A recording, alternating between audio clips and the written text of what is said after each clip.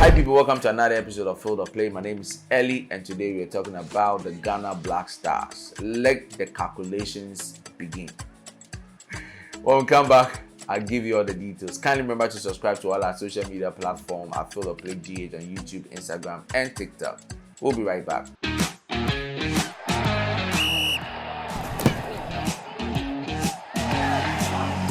Hi people, welcome back. Now, like I said, let the calculations begin. Because you know in Ghana, usually when it gets to this point, this is when people bring out their calculators and start calculating the points.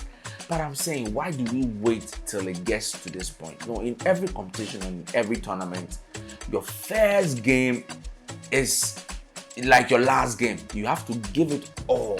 I mean, in our first game against Cape Verde, our guys were very relaxed. I mean, they played a casual game. There was no urgency. Now, if they had played against Cape Verde, how they played against Egypt, I mean, it would have been a very good match because they played very well against Egypt. I was even surprised. From the onset of the whistle, the guys were running after the ball. They were going in for the tackles. They were not giving the Egyptians time to breathe on the ball. The game was very good, especially the first half. Ghana played very well. Now, if we had gone into our first game with this mentality, I believe we will not be where we are right now, where we find ourselves right now. I mean, I was just surprised. It was just like a total different set of Black Stars that I was watching in yesterday's game. How they were attacking the ball. They were not giving the Egyptians time to breathe on the ball. Immediately, if the Egyptians passed the ball, they were running the whole 45 minutes of the first half. I mean, I was even at the point wondering if they could keep this pace up throughout the entire two halves of the game. But we all saw what happened. The first half, we played very well, extremely very well, which ended up giving us a goal. At the point, Mo Salah even had to come out because the guy was not seeing the game top. I don't think he's hurt, and I believe he's going to come in their next game, their final game against Cape Verde. He's going to come and play.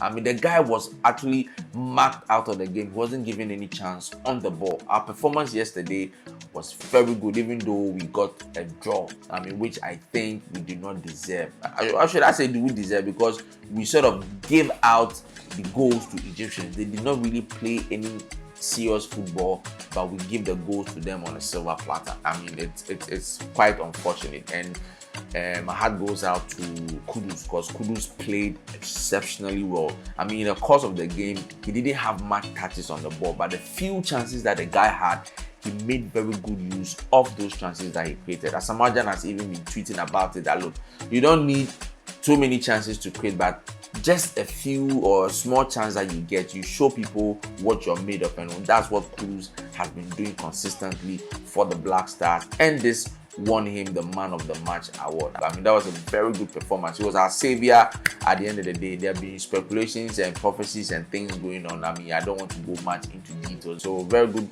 performance for Kudus on that behavior. But let's look at our players. I mean, Inaki Williams gave a very faulty pass, which we all saw in the course of the game. But was it right for the coach to have taken him off at that particular point of the game? Because initially, when players make such mistakes, there are two things that could happen. Either it's going to break their psyche, or they are going to fight to try and make up for the mistake that they've done. I mean, and in a way, he was taken off, and the player that replaced him, Osman Bukhari, also came in and made another, 40 mistake. You just don't believe it. I mean, it's like comedy of errors.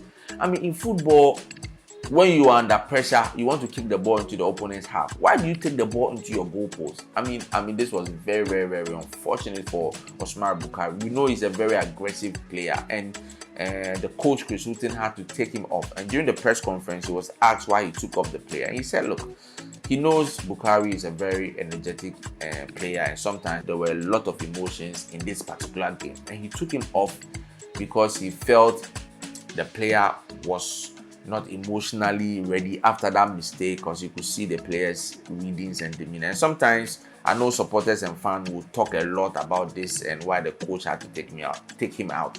Even myself, I had issues with the coach taking him out. But you know, they are on the touchlines, and sometimes what they see is not what we see as supporters sitting at home and watching the game. They are very close to the players.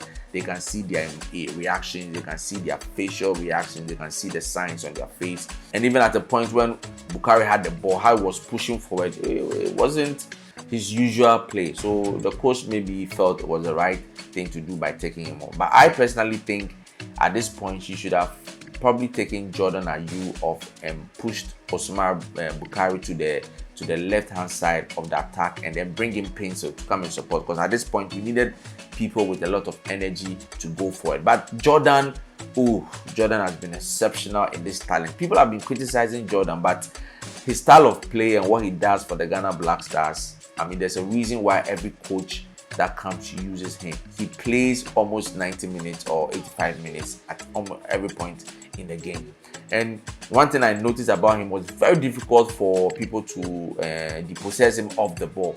I mean, you just have to foul him. You can't take the ball off him that easily. And he was very energetic. He was stacking and running. Even our first goal, it was through his pressing and pushing the Egyptian defense that we were able to get that goal, even though he lost on that ball, but he pushed forward and was able to get a rebound or so, which ended up with Kudu scoring that brilliant or beautiful goal. I mean, so let's give him his 50 cents, or let's give him a round of applause for his performance. I mean, on entirety, I prefer if we play well and we lose as compared to playing badly and losing. At least you know that the boys gave him everything in this particular game. But it was probably maybe written in the stars that this was not going to be a game, that we needed a draw in this particular game.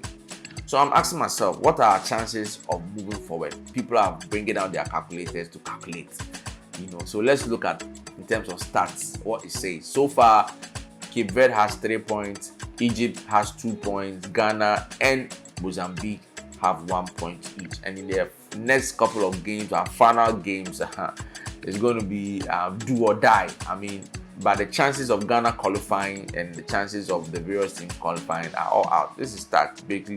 Basically, people are going to do their calculation, their permutations and things. But let me just give you the stat in terms of the percentage. Now, Cape Verde has a 87.54% of qualifying to their next stage, followed by Egypt. Egypt has a 73.96% of qualifying. Mozambique has 52.83% of qualifying, and Ghana has 51.85% chances of qualifying to the next round. But we've left it to the last game, which in a way doesn't give us a very good run of the game. But it's been a good start to the Cup of Nations for several countries so far, and we are praying that Ghana Black Stars put up a good performance in their next game. I personally do not have any hopes right now of us making it out of the next stage, but if it goes well, we thank God. But if it doesn't go well, we'll see what will happen. We move on, we'll come rebuild and prepare for our next round of matches or next qualifiers. World Cup is there and all those things. All right, so thank you so much for watching today's episode of Field of Play, the AFCON edition. My name is Ellie. Kindly remember to subscribe to all our social media platforms at Field of Play GH on YouTube, Instagram, TikTok, and Facebook. See you on the next one. Bye-bye.